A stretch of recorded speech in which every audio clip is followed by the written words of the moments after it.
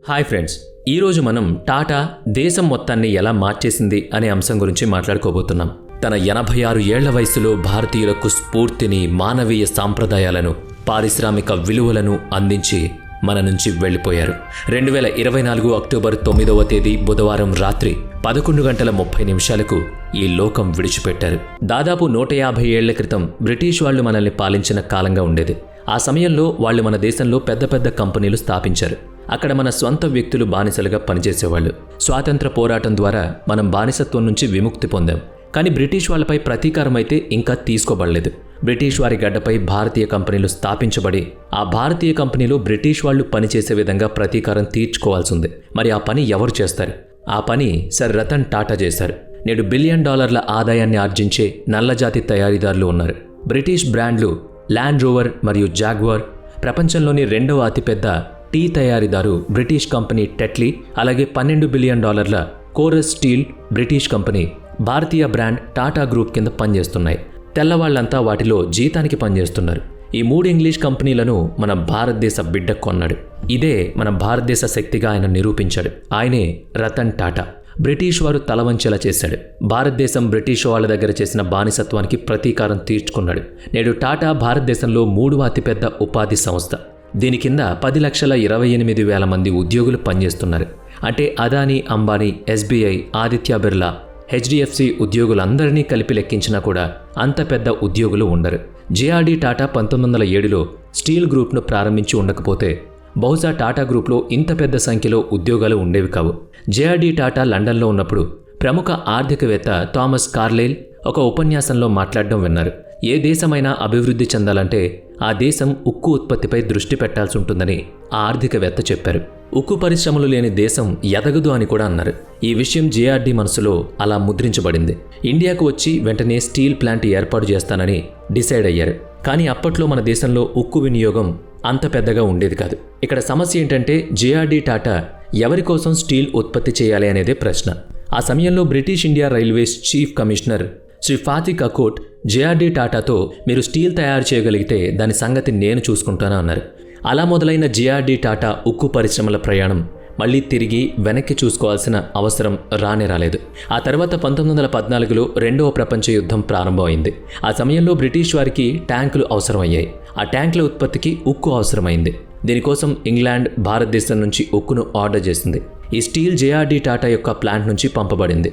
టాటా యొక్క ఉక్కుతో ఇంగ్లాండ్ యుద్ధ ట్యాంకులు చాలా బలంగా మారాయి. వాటిని షెల్స్తో కొట్టిన తర్వాత కూడా ఆ ట్యాంకులకు ఏం కాదు. ఇది మొదటి ప్రపంచ యుద్ధంలో ఇంగ్లాండ్ విజయానికి చాలా దోహదపడింది. పర్యటన ముగిసిన తర్వాత British viceroy lord Chelmsford ఉక్కును ఎక్కడి నుంచి తీసుకువెళ్లారు అని అడుగుతారు. ఒకరి సమాధానం ద్వారా ఈ స్టీల్ టాటాకు చెందిందని తెలుస్తుంది. అది విన్న వైస్రాయ్ నేరుగా టాటా స్టీల్ ప్లాంట్కి ప్రత్యక్షంగా వెళతారు. అక్కడ శ్రీ JRD టాటాను కలుసుకుని మీరు ఒక గొప్ప పని చేశారు అని చెప్పారు. మీ ఉక్కు నాణ్యత గురించి ఇంగ్లాండ్ మొత్తం మాట్లాడుకుంటోంది. అందుకే ఈ రోజు నుంచి మీ ఉక్కు పరిశ్రమలు మరింతగా అభివృద్ధి చెందాలి అని ఆయన అన్నారు. అలా అభివృద్ధి చెందుతూ టాటా గత 117 సంవత్సరాలుగా దిగ్విజయంగా ముందుకు సాగుతోంది. ఇది మాత్రమే కాదు, మీరు ప్రపంచంలో అత్యంత ఉదారమైన వ్యక్తి ఎవరు అని గూగుల్లో సెర్చ్ చేస్తే టాటా పేరు వస్తుంది. ఎందుకంటే ఆయన దేశ అవసరాల కోసం వ్యాపారం చేసే వ్యక్తి. జంషెడ్జీ టాటా $8,29,734 కోట్లు అంటే సుమారుగా $102 బిలియన్ విరాళంగా ఇచ్చారు. ఇది 1904వ సంవత్సరం నాటిది. దీని తర్వాత కూడా ఈ రోజు టాటా వద్ద ఎంత డబ్బు ఉందో తెలిస్తే మీరు ఆశ్చర్యపోతారు. టాటా యొక్క మొత్తం మార్కెట్ క్యాప్ $382 బిలియన్. టాటా గ్రూప్లో 29 కంపెనీలు బాంబే స్టాక్ ఎక్స్చేంజ్లో జాబితా చేయబడ్డాయి. టాటా గ్రూప్లో ఇంత డబ్బుంది. కానీ ఇప్పటికీ ఈ కంపెనీకి చెందిన ఏ చైర్మన్ పేరు కూడా ప్రపంచంలోని అత్యంత సంపన్నుల జాబితాలో ఎందుకు కనిపించదు? అందుకు కారణం ఏంటంటే టాటా గ్రూప్ కేవలం చారిటీ కోసం మాత్రమే డబ్బును సంపాదిస్తుంది. నేను మీకు ఒక ఆహ్లాదకరమైన వాస్తవాన్ని చెబుతాను. సర్ రతన్ టాటాకు టాటా గ్రూప్లో కేవలం 0.83 షేర్ హోల్డింగ్ మాత్రమే ఉంది. వాస్తవానికి టాటా గ్రూప్ యొక్క నిజమైన వాటాదారులు టాటా ట్రస్ట్. దీని ద్వారా డబ్బు మొత్తం స్వచ్ఛంద సంస్థలకు వెళుతుంది. సర్ దుర్లభ్జీ టాటా ట్రస్ట్ 27.9, అలాగే sir Ratan Tata trust 23.6 holding కలిగి ఉంది. JRD టాటా ట్రస్ట్ 4% మరియు టాటా ఎడ్యుకేషన్ ట్రస్ట్ 3% వాటా కలిగి ఉంది. ఇప్పుడు టాటా మోటార్స్ గురించి మాట్లాడుకుందాం. కొన్నేళ్లుగా నష్టాల్లో నడుస్తున్న టాటా మోటార్స్లో ఇది ఒక కంపెనీ. టాటా మొదట ఇండికాను విడుదల చేసింది. ఆ సమయంలో మార్కెట్లో మంచి పనితీరు కనబరిచింది. కానీ టాటా గ్రూప్ ఆశించిన స్థాయిలో లేదు. కొన్ని సంవత్సరాల తర్వాత ఇదే నానోను విడుదల చేసింది. అది చౌకైన మధ్యతరగతి కారు, కానీ మార్కెట్ వ్యూహం సరిగ్గా లేని కారణంగా అది కూడా ఫ్లాప్ అయింది. వాస్తవానికి ఈ కారును టాటా మోటార్స్ తయారు చేసిన తరువాత ₹1,00,000 విక్రయించబడింది. తద్వారా ప్రతి మధ్యతరగతి కుటుంబం కారును కొనుగోలు చేసి సురక్షిత ప్రయాణం చేయాలనేది టాటా కల. వారి లక్ష్యం సరైందే. టాటా నానోను ప్రజలు కారుగా లాంచ్ చేశారు, కానీ మార్కెట్లో ప్రజలు దాన్ని చౌక కారు అని పిలిచారు. వాళ్ళు హోదా కోసం కారు కొనడం వల్ల ప్రజలు ఈ కారును సరిగ్గా ఆదరించలేదు. దాంతో ఈ నానో కారు కూడా ఘోరంగా ఫ్లాప్ అయింది. టాటా మోటార్ నష్టాల్లో కూరుకుపోయింది. దీని తర్వాత సంవత్సరాలు గడిచిపోయి టాటా మోటార్స్ అనేక కార్లను విడుదల చేసింది. అయితే ఈ కంపెనీ ఎప్పటికీ మార్కెట్ను శాసించలేకపోయింది. కోవిడ్ వచ్చినప్పుడు టాటా మోటార్స్ తన భవిష్యత్తును దృష్టిలో పెట్టుకుని ఈవీ రంగంలోకి ప్రవేశించింది. భారతదేశంలో కార్ ఛార్జింగ్ పాయింట్లను అంత త్వరగా అభివృద్ధి చేయలేని కారణంగా అన్ని ఇతర కార్ల కంపెనీలు ఈవీ రంగంలోకి ప్రవేశించడానికి భయపడుతున్నాయి. అయితే టాటా కార్ ఛార్జింగ్ పనిని టాటా పవర్స్కు, అలాగే బ్యాటరీల పనిని టాటా కెమికల్స్కు అప్పగించింది. తర్వాత దాని మొదటి ఎలక్ట్రిక్ కార్ నెక్సాన్ ఈవీని విడుదల చేసింది. దీని ఫలితం ఏంటంటే నేటికి టాటా 72% మార్కెట్ను స్వాధీనం చేసుకుంది. చివరకు కార్ల పరిశ్రమను కూడా టాటా ఇప్పుడు శాసిస్తోంది. నేడు మీరు ఏ కారు నడిపినా, కొనుగోలు చేసినా టాటాకు దానిలో పెద్ద హస్తమే ఉంటుంది. ఈ మార్కెట్లోకి ప్రవేశించే అనేక ఇతర బ్రాండ్లు, కంపెనీలు కూడా టాటా కింద ఉండాల్సిందే. ఎందుకంటే నేటి కాలంలో ఎవరైనా కారు కొనడం అంటే అది పెద్ద విషయం కానే కాదు. సంపాదించడం కూడా చాలా సులభం అయిపోయింది. ఇప్పుడు టాటా గ్రూప్కు చెందిన టాటా కన్సల్టెన్సీ సర్వీసెస్ TCS గురించి మాట్లాడుకుందాం. ఇది ప్రపంచంలోని 2వ అత్యంత విలువైన టెక్ కంపెనీ. భారత ఆర్థిక వ్యవస్థకు TCS వెన్నెముక అని చెప్పుకోవచ్చు. 2018లో టాటా గ్రూప్ మొత్తం భారతీయ పన్నులో 2.24% ఒక వాస్తవాన్ని ప్రచురించుకుంది. అంటే అది 47,000 కోట్ల కంటే ఎక్కువ పన్నును ప్రభుత్వానికి చెల్లిస్తుంది. 2023లో టాటా గ్రూప్ ఆదాయం ఎంతో తెలుసా? $150 బిలియన్. ఒక సంవత్సరంలో టాటా గ్రూప్ ద్వారా వచ్చే లాభంలో 68% ఈ కన్సల్టెన్సీ కంపెనీ TCS నుంచి వస్తుంది. TCS భారతదేశానికి పాన్ కార్డ్ సేవలను తీసుకొచ్చింది. NSDL పోర్టల్లో ఇంటి నుంచి దరఖాస్తు చేసుకునే వారికి TCS పాన్ కార్డ్ సేవను అందిస్తుంది.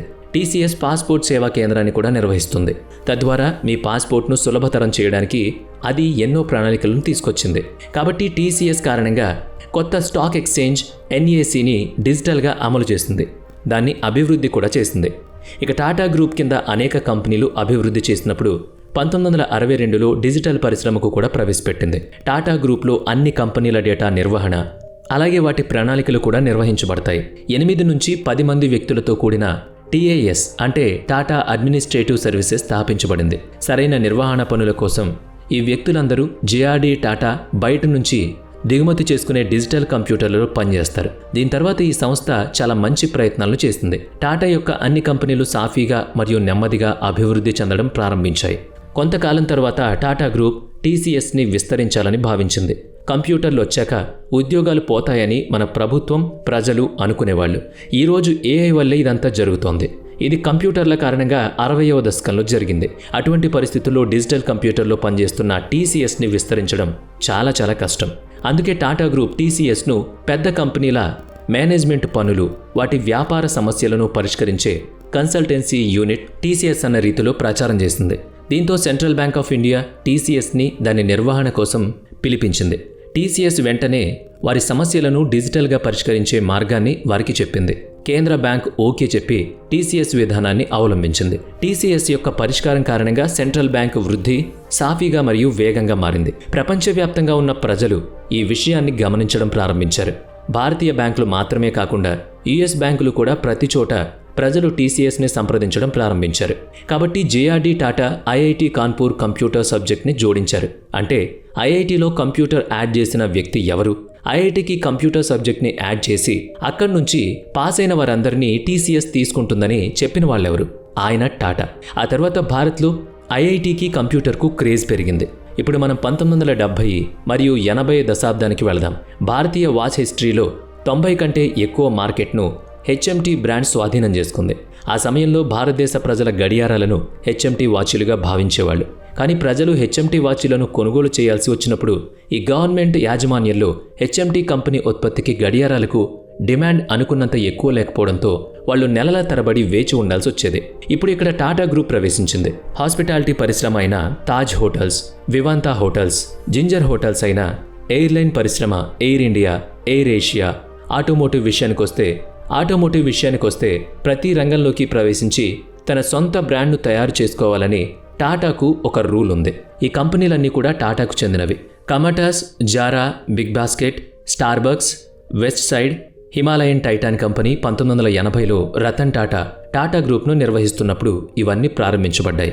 రతన్ టాటా ముందున్న పెద్ద ప్రశ్న ఏంటి అంటే, భారతదేశం దృష్టిలో హెచ్ఎంటీ బ్రాండ్ బాగా తెలిసినందున ప్రజలు తన బ్రాండ్కు చెందిన వాచీలను ఎందుకు ధరిస్తారు? అయితే హెచ్ఎంటీ బ్రాండ్ యొక్క ఒక బలహీనమైన అంశం రతన్ టాటా యొక్క వ్యాపార మనస్సుకు చిక్కింది. హెచ్ఎంటీ గడియారాలు యాంత్రికంగా ఉంటాయి. అన్ని సమయాల్లో ఖచ్చితమైన సమయాన్ని తెలియజేయవు. వాటిలో టైం పదే పదే సెట్ చేసుకుంటూ కీ పదే పదే రీఫిల్ చేయాల్సి వచ్చేది. ఈ గడియారాలు కూడా ప్రజలకు దీర్ఘకాలంగా మన్నేవి కావు. అందువల్ల టాటా గ్రూప్ టైటాన్ బ్రాండ్ వాచ్లను చిన్న మోడల్లో రూపొందించింది. వాచీ లోపల బ్యాటరీలను ఉంచింది. తద్వారా అవి ఖచ్చితమైన సమయాన్ని చెప్పగలవు, దీర్ఘకాలికంగా కూడా ఉంటాయి. ఇప్పుడు టైటాన్ తన ఉత్పత్తిని తయారు చేస్తుంది. అయితే ప్రజలు టైటాన్ వాచ్ను ఎందుకు ధరిస్తారు అన్నదే ప్రశ్న. టైటాన్ తన గడియారాలను మార్కెట్లో విక్రయించడానికి లాభదాయకమైన మార్గం అవసరం. అందువల్ల టైటాన్ తన వాచీలను ప్రజల దృష్టిని ఆకర్షించే విధంగా ప్రచారం చేసింది. గడియారాన్ని ధరించడంలో ఎమోషన్ జత చేసింది. వాళ్ళు గడియారాన్ని బహుమతిగా చూపించారు. ప్రజలు ఆ విషయాన్ని ఇష్టపడ్డారు. దీంతో టైటాన్ వాచ్ల క్రేజ్ విపరీతంగా పెరిగిపోయింది. మార్కెట్లో నిలదొక్కుకోవడానికి టైటాన్ వ్యూహాన్ని హెచ్ఎంటీ కాపీ చేయాల్సినంతగా మారిపోయింది వ్యాపారం. నేడు ప్రజలు టైటాన్ యొక్క ఖరీదైన గడియారాలను గొప్ప అభిరుచితో ఒక హోదాగా చూస్తూ ఎక్కువ మొత్తంలో కొనుగోలు చేస్తున్నారు. ఇక నెక్స్ట్, పాశ్చాత్య దేశాల్లో వాచ్ షాపుల్లో కూడా ఆభరణాలు అమ్ముతారని, అందుకే సొంతంగా నగలు తయారు చేసి అమ్ముదామని టాటా భావించింది. దీని ద్వారా మనకు డాలర్లు వస్తాయి. ఆ డాలర్లతో టైటాన్ వాచీల విడిభాగాలను కొనుగోలు చేయాలి. టాటా ఆ విధంగా డాలర్లను ఏర్పాటు చేస్తుంది. టాటా నెమ్మదిగా ఆభరణాల ఉత్పత్తిని ప్రారంభించింది. కానీ ఒక సంవత్సరం తర్వాత భారతదేశంలో సరళీకరణ వచ్చింది. దాని కారణంగా విదేశీ కంపెనీలు అక్కడికి వచ్చాయి. భారతదేశంలో డాలర్లలో పెట్టుబడులు రావడం ప్రారంభించాయి. కాబట్టి ఇప్పుడు భారతదేశానికి డాలర్ల కొరత లేదు. టాటా కోరుకుంటే ఆభరణాల తయారీని ఆపేయొచ్చు. కానీ టాటా ఆభరణాల ఉత్పత్తిని కొనసాగించాలని, ఈ ఆభరణాలను భారతదేశంలో మాత్రమే విక్రయించాలని భావించింది. అయితే ప్రతిసారిలాగా టాటా ఈ వ్యాపారంలో కూడా పెద్ద సమస్యను ఎదుర్కొంది. భారతీయ ఆభరణాల మార్కెట్లోకి ప్రవేశించడం మరియు వ్యాపారం చేయడం చాలా కష్టం. అందుకే ఆ సమయంలో ప్రతి ఇంట్లో బంగారం కొనాలనుకుంటే దాన్ని పూర్వీకుల దుకాణాల్లో కొనేవారు, అంటే పాత షాపుల్లో సాంప్రదాయంగా. దీని తర్వాత కూడా టాటా తన ఆభరణాల వ్యాపారంలో ఏళ్లు గడుస్తున్నా లాభం లేకపోగా కంపెనీకి 150 కోట్ల నష్టాలొచ్చాయి. ఇప్పుడు రతన్ టాటా అక్కడ ఉపయోగించిన ఆలోచన చాలా భిన్నంగా మరియు ఆసక్తికరంగా ఉంది. తనిష్క్ 18 క్యారెట్ల బంగారాన్ని ఇస్తున్నారని, అందుకు 22 క్యారెట్ల బంగారం కొంటున్నారని రతన్ టాటా గమనించారు. తనిష్క్ 18 క్యారెట్ల బంగారాన్ని ఇచ్చేవాళ్ళు, ఎందుకంటే ఆభరణాలలో చాలా డిజైన్ పని ఉంది. తక్కువ క్యారెట్ బంగారంతో మాత్రమే మంచి డిజైన్ చేయబడుతుంది. కానీ భారతదేశంలో ప్రజలు డిజైన్ చేసిన బంగారాన్ని కోరుకోరు. కాబట్టి టాటా బంగారాన్ని 23 వర్గాలుగా విభజించింది. ఆపై ప్రతి తనిష్క్ షోరూంలో గోల్డ్ క్వాలిటీ చెక్ మిషన్ను ఇన్స్టాల్ చేశారు. తనిష్క్కి వచ్చే వ్యక్తుల ముందు ఆఫర్ ఉంచారు. ఈ ఆఫర్ని చూసిన జనాలు తనిష్క్ షోరూంకు ఎగబడ్డారు. ప్రతి ఒక్కరూ తమ బంగారంతో అక్కడికి చేరుకుని నాణ్యతను పరిశీలించగా దుకాణదారుడు చెప్పినట్లుగా తమ బంగారంలో ఇన్ని క్యారెట్ల బంగారం లేదని గుర్తించి విక్రయించారు. దీని తర్వాత టాటా తదుపరి వ్యూహం ఏంటంటే, నాణ్యతను తనిఖీ చేసిన తర్వాత మీ బంగారంలో 2 క్యారెట్ కొరత ఉంటే దుకాణదారుడు మీకు 22 క్యారెట్లు అని చెప్పి వాస్తవానికి 20 క్యారెట్ మాత్రమే విక్రయించాడని తేలింది. కాబట్టి మీరు ఇప్పుడు ఆ 20 క్యారెట్లను మార్చుకోవచ్చని వాళ్ళు ప్రజలకు చెప్పారు. మా నుంచి 22 క్యారెట్ ఉచితంగా పొందొచ్చు, అంటే మీరు జ్యువెలరీ మేకింగ్ ఛార్జీలను ఉచితంగా చెల్లించవచ్చు అని చెప్పారు. ఇది టాటాకి 2 ప్రయోజనాలను ఇచ్చింది. మొదట, తనిష్క్ అమ్మకాలు పెరిగాయి.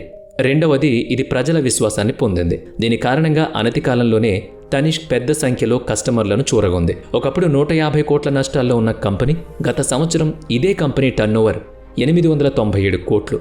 అసలు టాటా ఎంత పెద్దది, టాటా దేశానికి ఏం చేసింది అంటే అది ప్రత్యేకంగా మీకు చెప్పక్కర్లేదనుకుంటా. ఎందుకంటే టాటా గ్రూప్ ఎప్పుడూ కూడా భారతదేశ అభ్యున్నతికే కృషి చేస్తూ ఉంటుంది.